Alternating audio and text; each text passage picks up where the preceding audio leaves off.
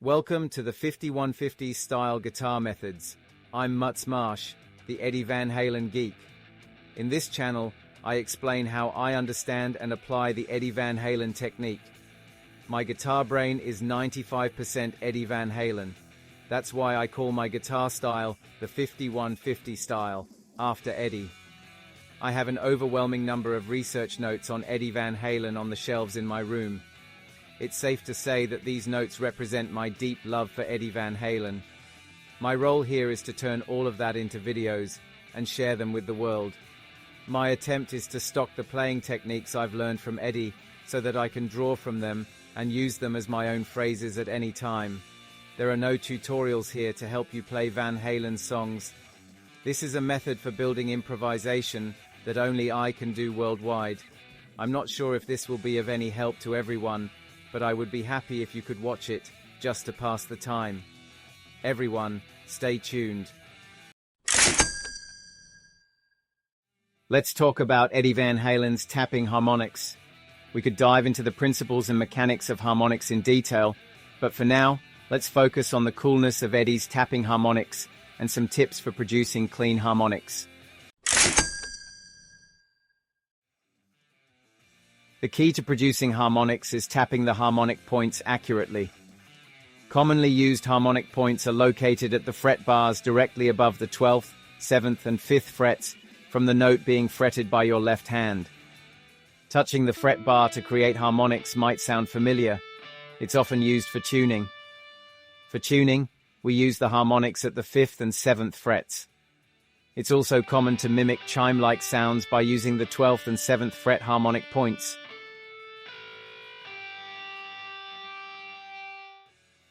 In essence, tapping harmonics works on the same principle. Eddie taps these harmonic points directly with the index finger of his right hand to produce harmonic tones.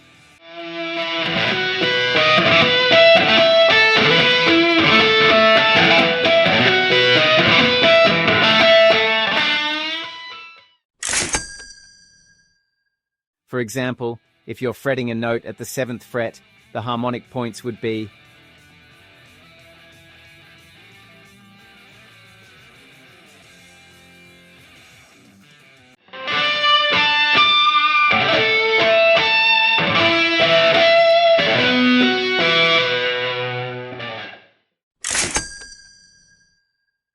The harmonic points at the 12th, 7th, and 5th frets are the fundamental basics. However, Eddie expands this range by also using the harmonic points 4 and 3 frets above the fretted note.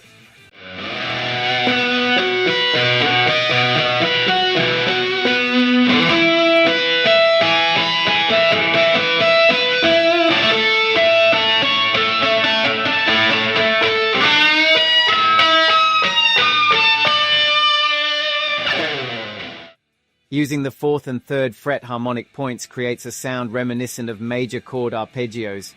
When applied effectively, these sounds can be adapted to match the chord progressions. Using the harmonic points at the 4th and 3rd frets requires a bit of finesse. While the harmonic points at the 12th, 7th, and 5th frets are precisely above the fret bars, the harmonic points at the 4th and 3rd frets are slightly offset. To identify these points, let's start with open strings.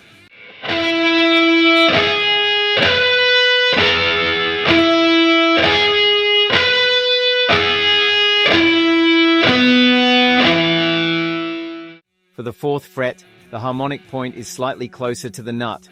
Try to find the sweet spot where a clean major third rings out. For the 3rd fret, the harmonic point is closer to the bridge.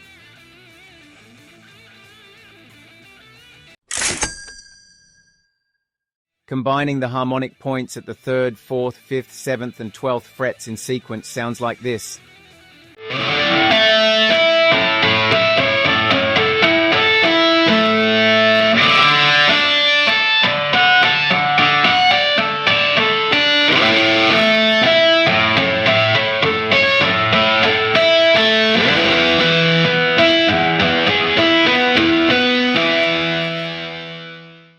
When fretting the 7th fret, the harmonic points at 3B and 4N correspond to the fret bars at the 10th, bridge side, and 11th, nut side, frets. Since these points are tightly packed, accuracy is essential when tapping.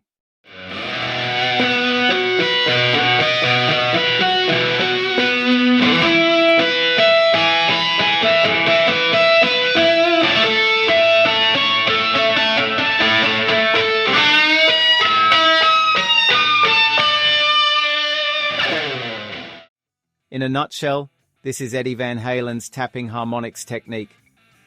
As you may have noticed, harmonics are easier to produce on thicker strings, commonly known as wound strings. On bass strings, which are even thicker, you can access many more harmonic points, but this isn't the case for guitars. Eddie understands this limitation, which is why he doesn't use tapping harmonics on the second or first strings. These strings are too prone to errors, making them impractical. For plain strings, the practical limit for tapping harmonics is around the third string, where you might press the 7th fret and tap the 14th and 12th frets. However, Eddie takes it a step further by performing this technique while bending the string. This adds a more rock-oriented sound, but it also introduces additional challenges.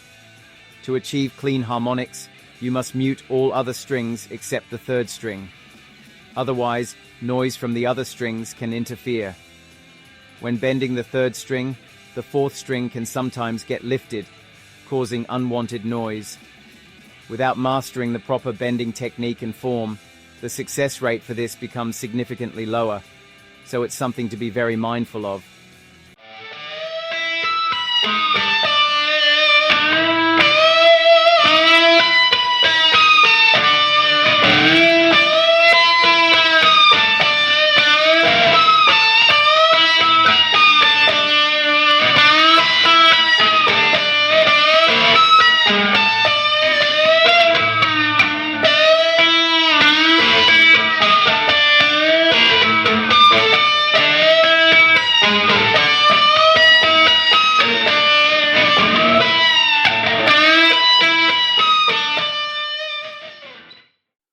Pulling off this technique with precision, hitting those harmonics accurately every time, is nothing short of godlike.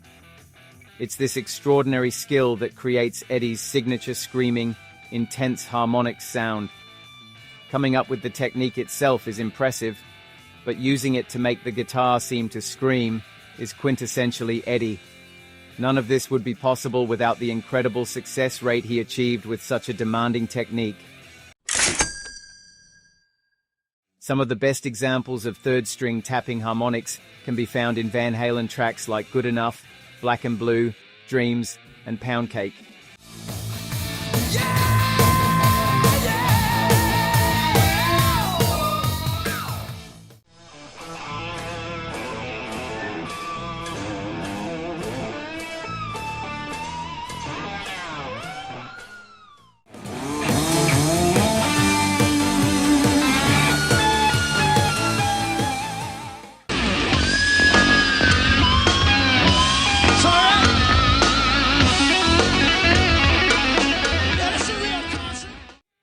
Achieving this level of skill takes an incredible amount of practice.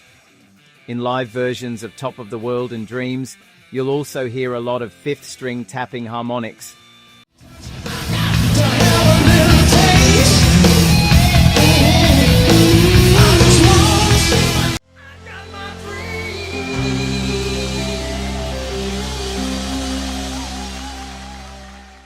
Of course, Eddie showcased this technique in his solo sections during live performances. Any of those would be great examples to check out, so be sure to give them a listen. Yes, that's all for this issue. How did it go? If you like it, please give us a high rating and subscribe to my channel. High ratings and channel subscriptions are my best motivation. Best regards. I will continue to upload useful information for rock guitarists, so don't miss it. Again, what I show in the 5150 style video is just an example of how I understand and utilize the Eddie Van Halen technique.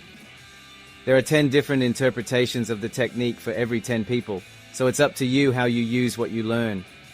It may sound contradictory to say this when I am in the position of posting videos on YouTube, but to be clear, the most important part of music and guitar, cannot be learned from YouTube videos. It is important to be willing to use your ears to learn and to be generous with your time. It is very important to feel the nuance and feeling with your ears. Even if it is wrong, it is very important to spend time thinking, how is it played? And try this and that, and it is very important to spend that time. There are no shortcuts. That is why I want you to spend as much time as you can with the notes. That's what I think. The watchword is keep on rocking, right? See you soon. Bye-bye.